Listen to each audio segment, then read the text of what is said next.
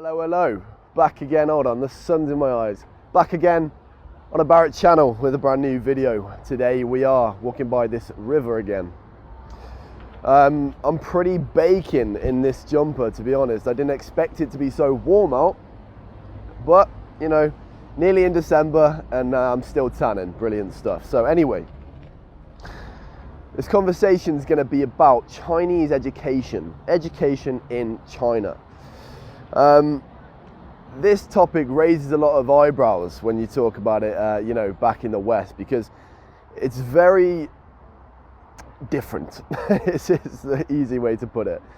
Everyone's aware that the education system here is extremely different to in the West, and I'm going to go into what the reality is a little bit, my experiences with education, or seeing what education is like over here, and sort of what I feel about it. So, I think most people in the West think that it's very. I think that they think that all Chinese kids must hate their education because it's so strict. You know, it's so enforced. It's so, I don't know, just really pressuring. And to an extent, I'll agree. I will agree because it is really quite different. It is a lot more intense over here. And that's just how it is. However, the kids don't have anything to compare it to. Therefore, they are living pretty happy. To what I can see anyway, they are living fairly happy with their life. They just don't get the same sort of freedom in school days and even in weekends really as to what we do back home, or to what I was used to when I was growing up. So, I'm going to give you what it's like in the West, very short, because I'm sure most people watching this are from a similar background to myself. So I would start school at about 9 o'clock or 9:30, and then school would finish at 3:30 or 4 o'clock. And you get maybe an hour lunchtime, and then you go home, and maximum I'd have 1 hour of homework in a day. And it did tend to be a lot less than that. What it's like here, most people I've spoken to, their school starts latest 8 o'clock, some people 7 o'clock, some people 7:30. The very big difference is they do, God, I'm squinting this whole video, never mind, but they do tend to get like a 2 to 2.5 hour lunch, I think. I know it's like 2 hours, everyone gets about 2 hours, or maybe longer, because lunchtime is very important here, like mealtime. And they'll have a very important lunch, maybe with the family, excuse me, and then they'll have a nap as well, most people. Some kids actually go to classes in lunchtime, like extracurricular classes or tutoring classes outside of school. So, already that's a much longer school day, right? And then we're gonna get to after school. So, from the kids that I've spoke to, and these range from maybe 6 years old to 15. They will have several hours of homework every single night. Okay, so if they get home at 6 o'clock, sorry, I didn't say what time they finish. Yeah, so they have about a 2.5 hour lunch, and then they'll finish school at around 5 or 6 o'clock. So it's like it's an entire day, right? And then they'll have maybe 3 hours homework. And on top of that, the average kid here, I'm in Shenzhen, which is a very wealthy city, so admittedly it might be a lot different in other cities, but definitely in first tier cities, they get their kids to do so much extracurricular, extra tutoring than we do in the West. I didn't have one extra tutoring class when I was younger, and you know, my parents had the money to do so, I guess, but it's just not as common. Maybe I had 1 or 2 people in my class who would have 1 or 2 extra classes a week. It's just nowhere near as common. Whereas here, so you finish at 6 o'clock, you got 3 hours of homework. As well as that, they're most likely going to have maybe one a day, or five or six a week extra tutoring classes, whether it's maths, whether it's Chinese, whether it's English.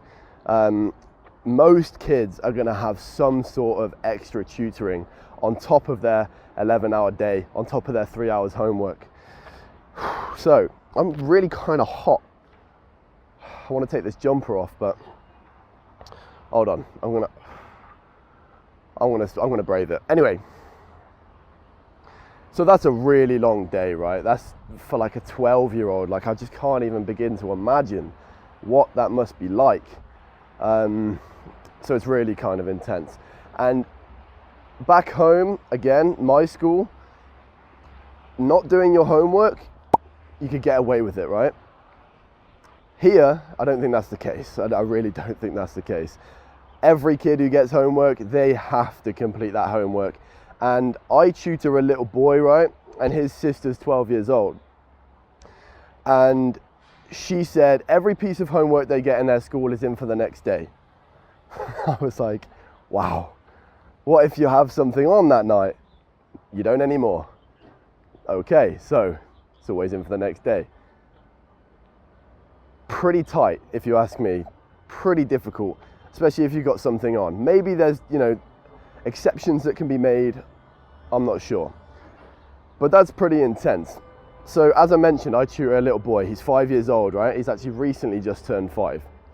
He's had English tutoring 5 days a week since he was 2 years old.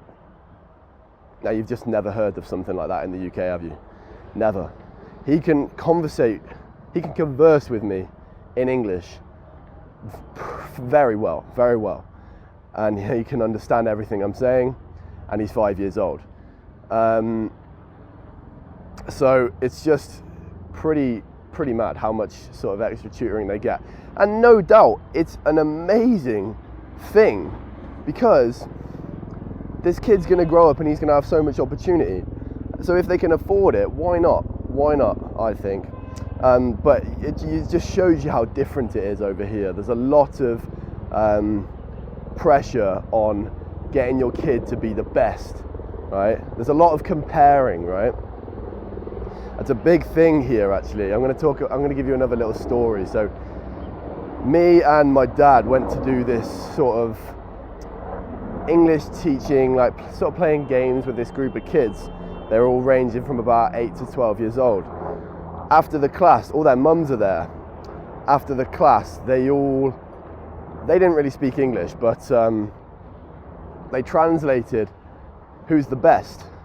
Who's the best at English? Who's got the best, who's the best at speaking? Who's the best at listening? And hold on. Oh, I just dropped the transmitter, so I hope you can still hear me. Hold on. Yeah, you can. Yeah, so is this person, is my daughter better than this guy? And it put us in a really awkward situation, because we're not used to that. We don't want to compare. We don't want to do that. So we kind of just tried to sidestep it. But this is their culture. You've got to kind of embrace it. Even if it's stuff that you don't agree with, stuff that's really kind of uncomfortable, you just got to acknowledge that it's different here. They do that. They compare each other's kids. They want their kid to be the best out of everyone else. And that's just the way it works. So what I like to do is observe. I don't like to judge. I just try and observe the differences. And I think it's really interesting. It'd be boring if we were all the same all over the world, right? So that's the way I see it. I think some people come with a closed mind and they want everything to be the same as back home. And if it's not, they get agitated, they don't like it. And they're the ones who end up leaving, getting on a plane back home in a few months, because they just can't deal with it. So you really have to come with a bit of an open mind, right? So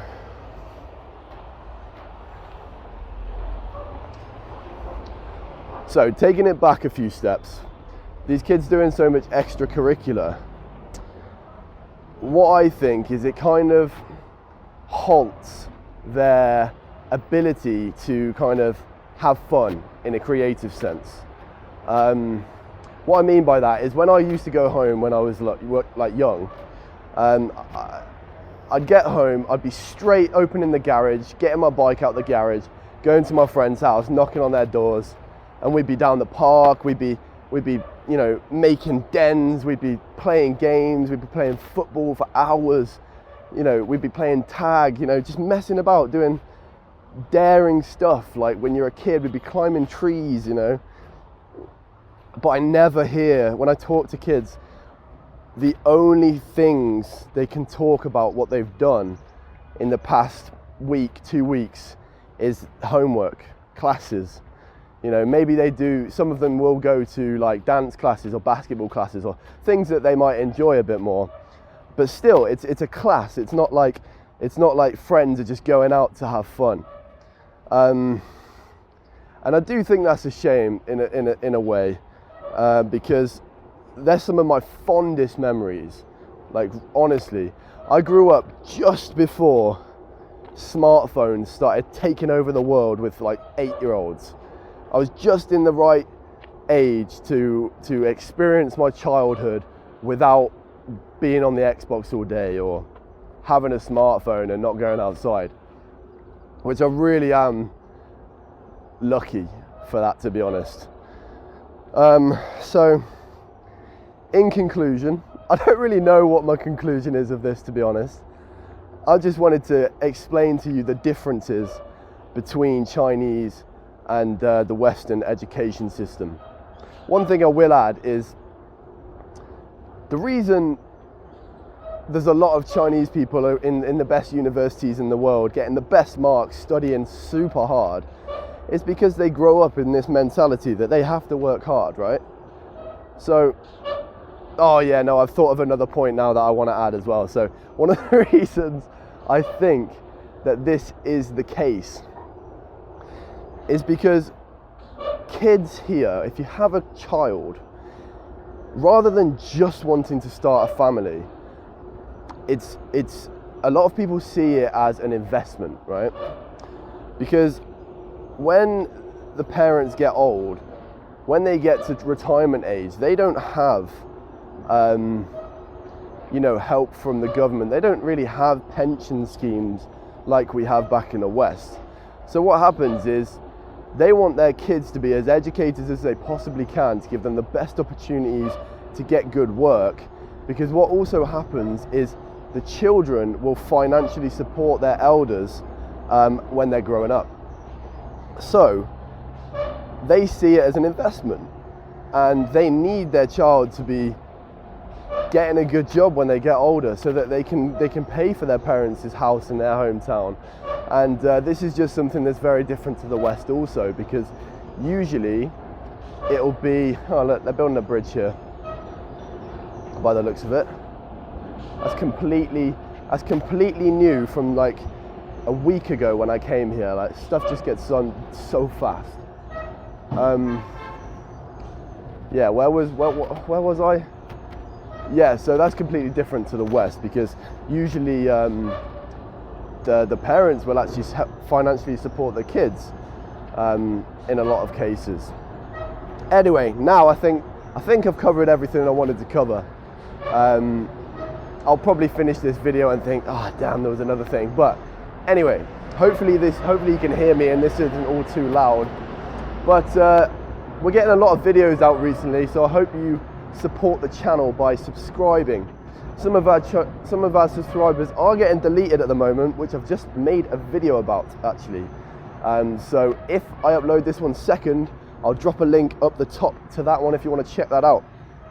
Like the video if you did like it, because that would be a great thing.